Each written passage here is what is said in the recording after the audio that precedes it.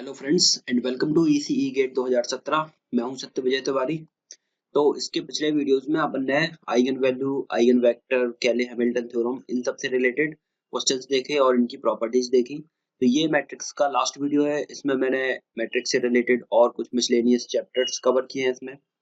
तो आपने देखा होगा कि मैं आपको क्वेश्चंस की बहुत ज्यादा से ज्यादा प्रैक्टिस करा रहा हूँ। इसमें काफी कुछ क्वेश्चन भी आपको सॉल्व करके बता रहा हूँ, क्योंकि जितने आपको ज्यादा से ज्यादा क्वेश्चन आप सॉल्व करेंगे उतने आपके कॉन्सेप्ट क्लियर होते जाएंगे। तो आप क्वेश्चन की प्रैक्टिस ज्यादा कीजिए।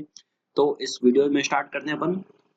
द रैंक ऑफ, ये कोई मैट्रिक्स आपको गिवन है, इज 2, इसकी रैंक आपको 2 गिवन है, देन के की वैल्यू आपको पूछी गई है। ये कोई 3x3 की आपको मैट्रिक्स गिवन है और ये भी गिवन है कि इसकी रैंक 2 है।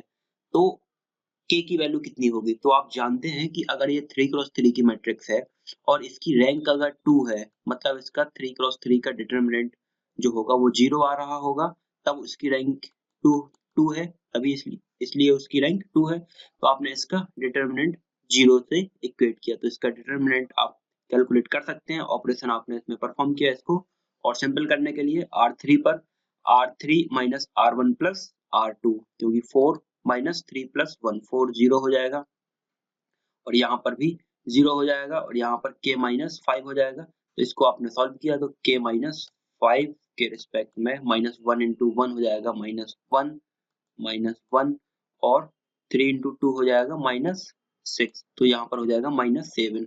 तो k की वैल्यू हो जाएगी आपकी 5। तो इस तरह से क्वेश्चन आप ज्यादा से ज्यादा इसमें देखिए। ये हुए रैंक का क्वेश्चन। इसमें और आगे बढ़ते हैं अपन। द इनवर्स ऑफ इतने इज डेड, ये कोई आपको मैट्रिक्स गिवन है। इसमें आप देख सकते हैं इसके केवल डायगोनल में एलिमेंट्स हैं, बाकी सारे एलिमेंट्स 0 हो रहे हैं। तो द इनवर्स ऑफ इतने, इस मैट्रिक्स का आपको इनवर्स पूछा है।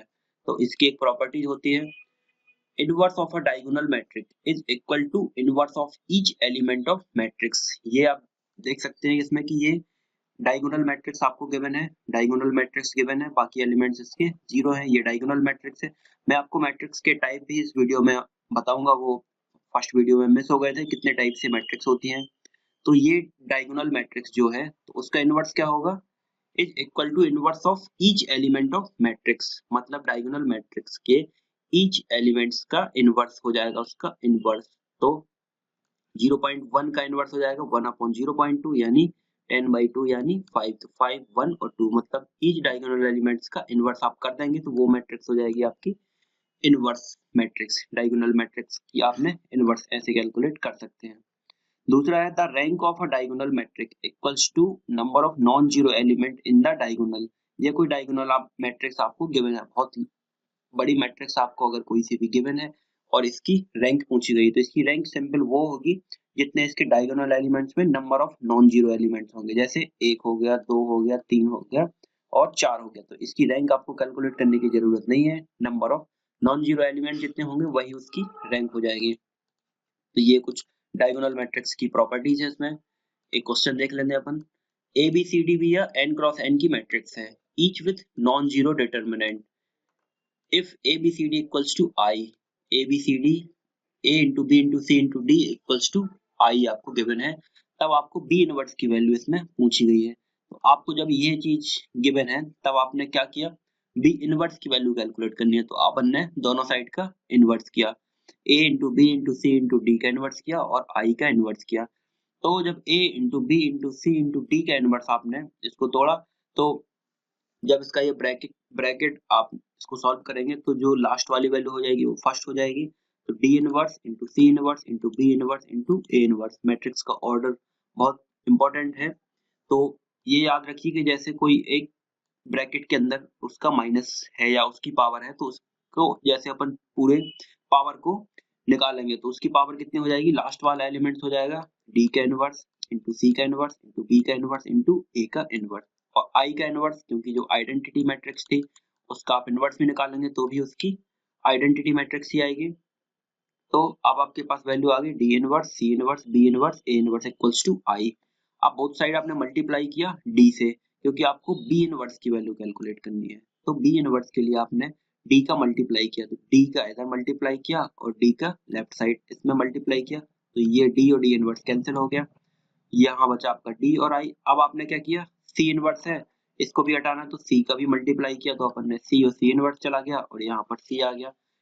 अब b इनवर्स की वैल्यू अपन को चाहिए है और a इनवर्स अपन को हटाना है तो इसके राइट में मल्टीप्लाई किया तो i के राइट में भी a का मल्टीप्लाई हो जाएगा तो a into A inverse cut जाएगा और b इनवर्स आ जाएगा आपका कितना c d into a।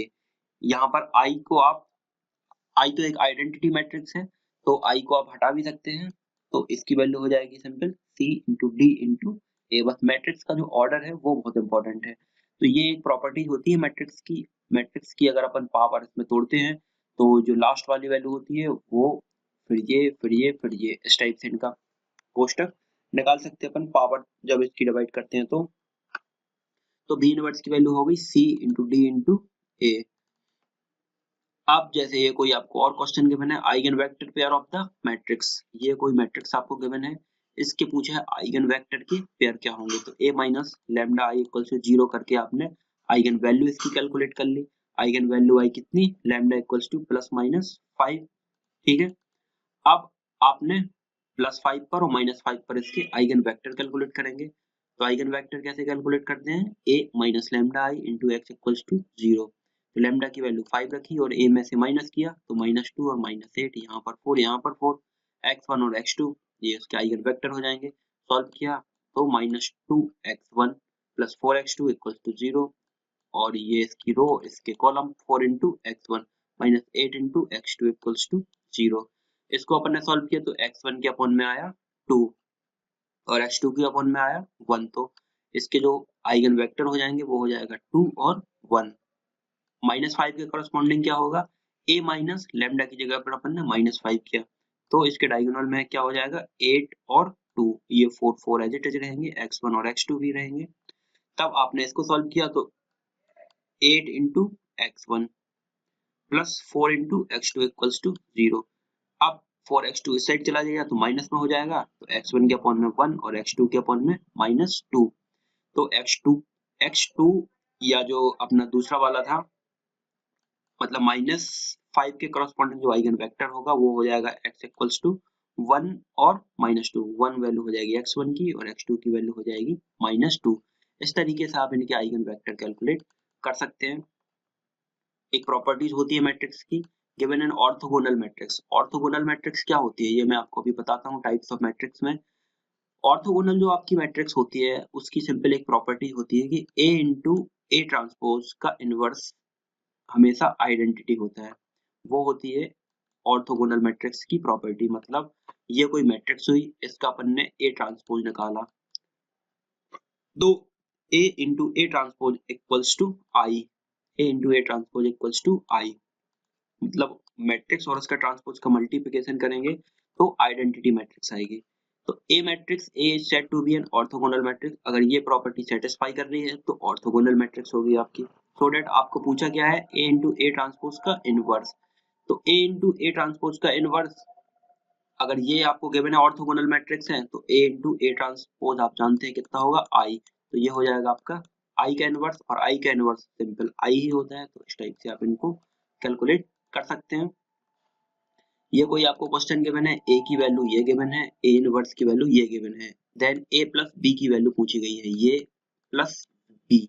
A plus B की वैल्यू आप कैसे कैलकुलेट कर सकते हैं, ए की वैल्यू आपको कोई मैट्रिक्स में गिवन है तो इसका ए इनवर्स आप कैलकुलेट कर सकते हैं। ए इनवर्स आप जानते हैं adjoint of A upon mod A, तो adjoint of A upon mod A. अब 2 क्रॉस 2 का आप एडजॉइंट कैसे निकालते हैं, ये और ये इनका प्लेस चेंज हो जाएगा तो ये 3 यहाँ आ जाएगा और ये 2 आपका यहाँ आ जाएगा और इनका साइन चेंज हो जाएगा, यहाँ पर ये माइनस में था तो ये प्लस में हो जाएगा और 0 तो माइनस या प्लस में तो 0 ही रहेगा अपॉन ये हुई एडजॉइंट ए की वैल्यू। अब मॉड ए की वैल्यू कितनी हो जाएगी 3 इंटू 2 तो 6 हो जाएगी तो adjoint A upon mod A, तो ए इनवर्स आ गया आपका ये। ठीक है, अब आपको ए इनवर्स ये वैल्यू गिवन है तो ए इनवर्स आपका सेम होगा तो जो a की वैल्यू होगी वो कितनी हो जाएगी 0.1 अपॉन 6 इक्वल्स टू a और b की वैल्यू हो जाएगी b की वैल्यू कितनी हो जाएगी 2 अपॉन 6। तो ऐसे आप a और b की वैल्यू कैलकुलेट कर सकते हैं। a प्लस b आपने कैलकुलेट किया तो 2.1 अपॉन 6 या 21 अपॉन 60 या 7 अपॉन 20 इस तरीके से आप इनकी वैल्यू कैलकुलेट कर सकते हैं। एक प्रॉपर्टीज और होती है मैट्रिक्स में, अगर determinant of adjoint A mod of adjoint ए है तो उसको आप कैसे लिख सकते हैं, मॉड ऑफ ए की पावर n-1, जहां n आपकी होती है डिग्री, 3x3 की मैट्रिक्स है या 2x2 की मैट्रिक्स है, वो होती है आपकी n।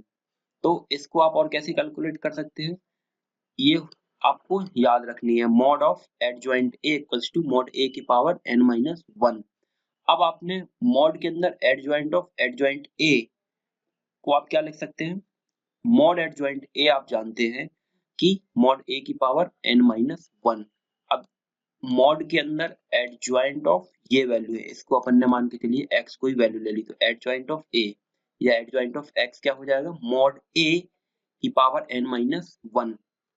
तो x की जगह पर अपन ने एडजॉइंट ए लिख लिया, एडजॉइंट ऑफ ए, तो पूरे एडजॉइंट ऑफ ए की पावर हो जाएगी n-1, n-1।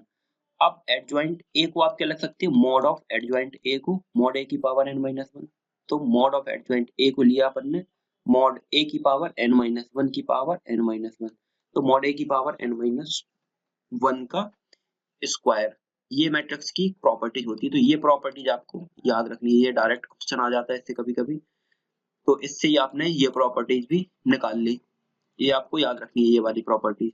तो ये हुई मैट्रिक्स से रिलेटेड कुछ क्वेश्चंस।